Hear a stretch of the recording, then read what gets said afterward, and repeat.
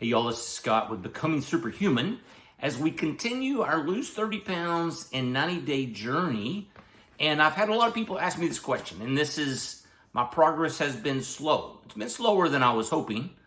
And we've shared some of the reasons why that happened. Extra long weekend at the kids and grandkids, eating things I did not need to eat. But we've also haven't discussed I don't think I've ever talked about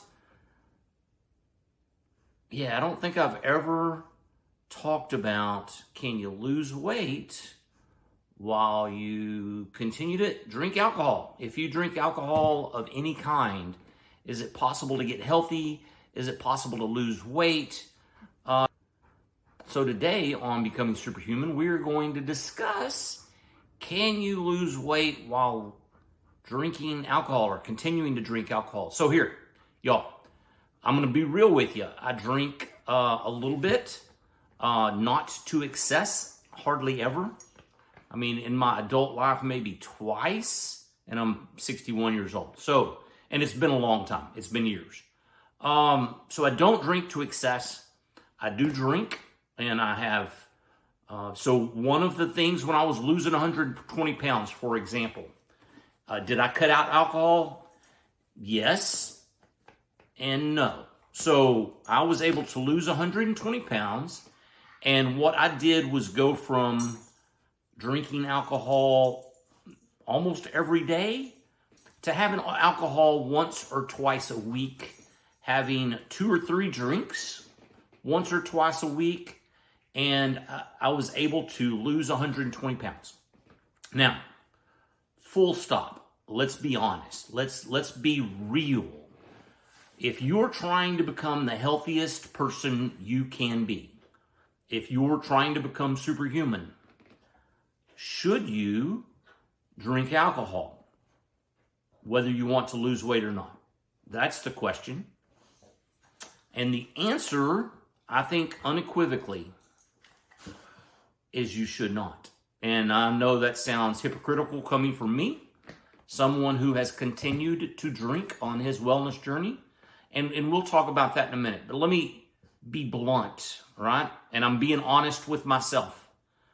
There is no redeeming factor to consuming alcohol related to your physical health and probably not to your mental health. So, alcohol is a toxin in your body.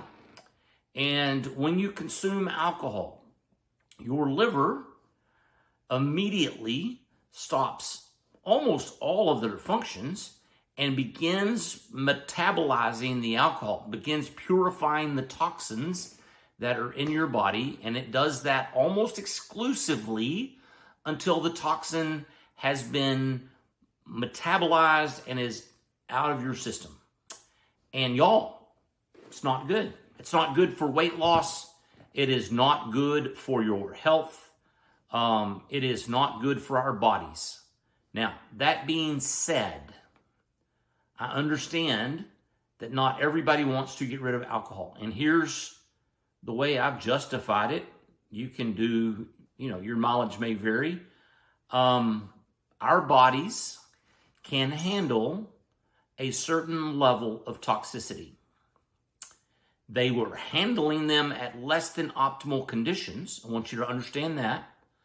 And prior to me losing weight, prior to me beginning this health journey, when I would consume alcohol, I was also eating processed foods, ultra processed foods. I was eating things that contain seed oils.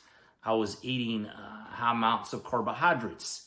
I was eating all the things, the fast foods, the junk foods, the crackers, the chips, the cookies, the donuts.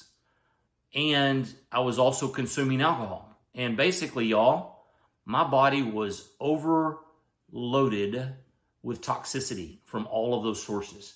And I have tried to cut back. And I have cut back. I have succeeded in cutting back. I no longer eat processed foods of any kind, ever. Seldom. I seldom eat processed foods. And I'm trying to be more intentional with that in the future. I have cut out various other products, bath and body products, if you want to call it that.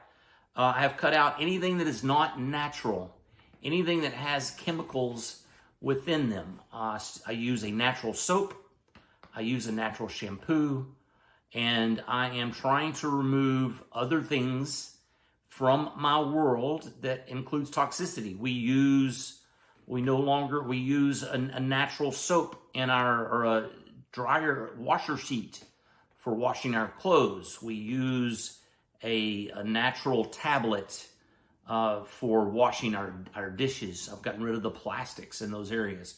So our bodies can handle a certain level of toxicity. And maybe I'm being naive. And many of you probably will say, yep, you are being naive. That my body can handle a day or two a week of me having 2 or 3 glasses of tequila. And I'm talking over the course of several hours. And I have chosen to do that because that is part of who I am. Just like the beard, the hat, the losing weight, the YouTube channel, being a realtor in Texas, I am a tequila aficionado. And again, maybe this is justifying it. Maybe I'm being naive.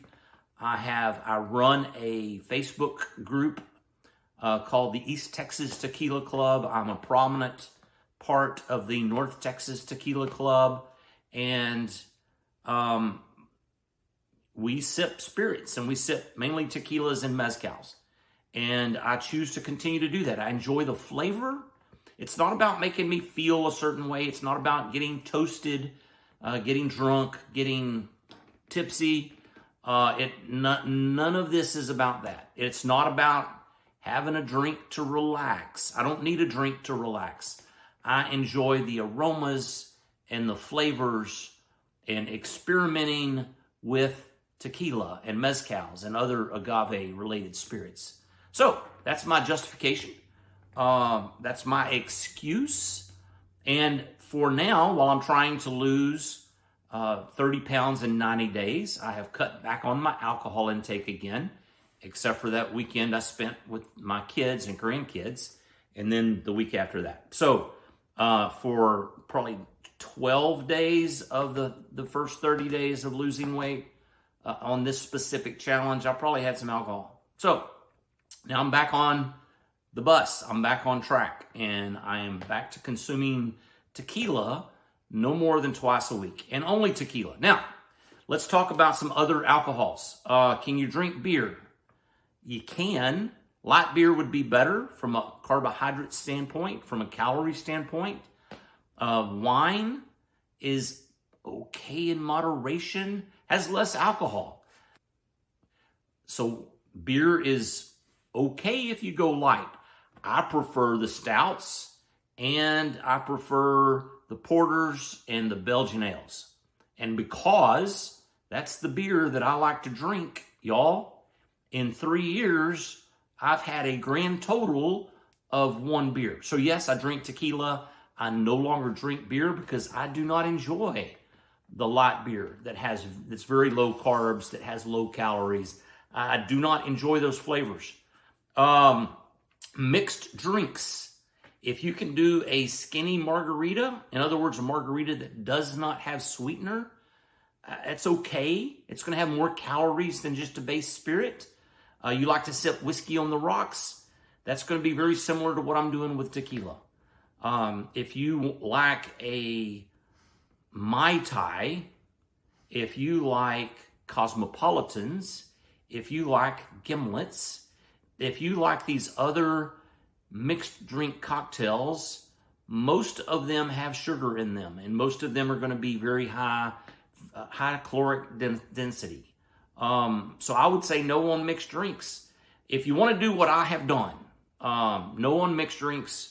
It is drinking a spirit straight or on the rocks. I like mine neat. I used to drink scotch, and I'd put scotch on the rocks. But since I've gotten into tequila, scotch is not a thing for me these days as much. Beer, if you can go with the light beer route and you're only having 1 or 2, it's no different than me having 2 or 3 tequilas. So I'm going to say that's okay. But again, Your mileage may vary. If you want the optimum output, if you want the thing that is the best for your health, if you want to become superhuman, it's probably easier if you're not drinking alcohol. Alcohol can cause inflammation in the body. Alcohol can cause cancer. I'm doing things to try to avoid getting cancer from a epigenetic standpoint, taking out the processed foods, eating whole foods, taking some of these chemicals out of my other parts of my life. But I have chosen to continue to consume alcohol and hoping that my body can take care of it, because that's one thing I'm not ready to give up. Now, maybe that'll change in the future, but it has not changed for me. So long story short, don't drink alcohol if you want the optimum results for your body. If you think you have a really good reason to continue, extreme moderation, literally no more than once or twice a week, and literally no more than 1 or 2 or 3 drinks at a time. And that's over the course of hours. Do not get toasted. Do not do this. From a mental health standpoint, y'all, drinking alcohol to relax, not ideal. There's better ways to do that, y'all. Drinking alcohol to forget, that's self-medication. It's better if we eat healthy and we live healthy. So again, I'm justifying mine as an aficionado of this particular spirit, and maybe I'm wrong. And I hope that I'm not coming across as hypocritical. I do believe it's best if you don't. And if I wasn't as involved, if as much of my life wasn't part of this, then maybe I would back off a good bit more. I have a weekly group of guy friends that I hang out with, mainly guy friends, and we try different tequilas. And typically there's 8 to 10 to 12 of us, and we will try different tequilas.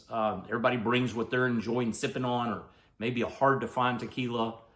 So I have that every Tuesday night, and then we have certain friends that every time we get together, it's part of our deal. It's part of our lifestyle. And when we are together with those friends, we consume alcohol. And I'm not going to apologize for that. I am going to acknowledge that that's probably not the best that I could do. It's not. It's not the best that I could do. One last thing on this, because I've heard this all my life. And people go, alcohol turns into sugar in your body. It doesn't. That's a lie. It's straight. It's a flat out lie. Alcohol is matter of fact, it does the opposite.